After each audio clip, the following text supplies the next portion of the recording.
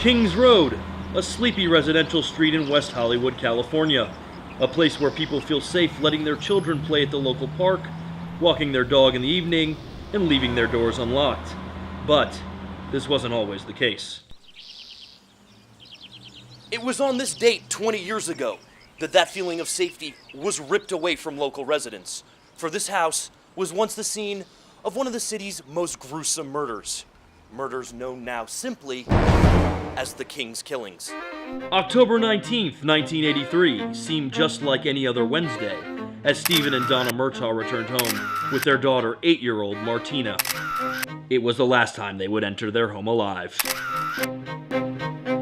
The Murtaughs had a very healthy relationship. By that, I mean they were known for having loud, aggressive sex in their pool. We'd been called to the house before. Neighbors thought animals were being tortured. I guess you could say a pussycat was. But what I saw when I got there was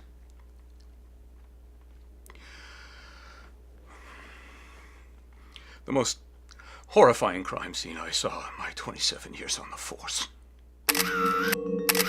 The entire Murtaugh family scattered throughout the backyard, their bodies beaten and/or dismembered with a rusty, dull shovel.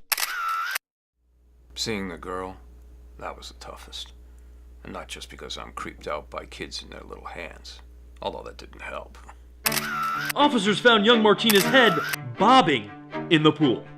The monster used the girl's head for a basketball. And the worst part, judging from the bloodstains on the front rib, he didn't even make the shot. Police quickly suspected the Murtaugh's gardener, Kevin Walker, whom the media dubbed the Shoveler. Hello. I wasn't expecting company. Walker, a laborer with no known police record, lived in this shed after being hired by the Murtaughs to landscape their backyard. We think he just snapped. Maybe it was the extra pool cleaning he was forced to do. Maybe it was something else.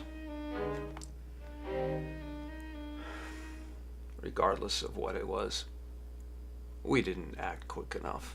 Days after the murder, Walker disappeared. For several months, other murders using the same MO, specifically a rusty dull shovel, much like this rusty dull shovel, were reported, reaching as far north as Multnomah County, Oregon, and as far south as San Juanejo, Mexico. 2.5 months after the initial murders, and 14 dead bodies later, the killings stopped. The house remained uninhabited for the better part of a decade and a half. That is until last year, when 28-year-old street-style blogger Tanner Strode purchased it. I mean, look at this place. It's so dope. It makes absolutely no sense that someone didn't grab this earlier. I mean, you got a pool and shit. You know, you're not gonna find a house for this cheap in this area. So the events that happened 20 years ago didn't turn you off at all? What events? What, like some drug orgy party in the 80s? No. I love drugs. And orgies. Love the fuck. Tommy, please. No. The grisly murder of an entire family. Oh, shit.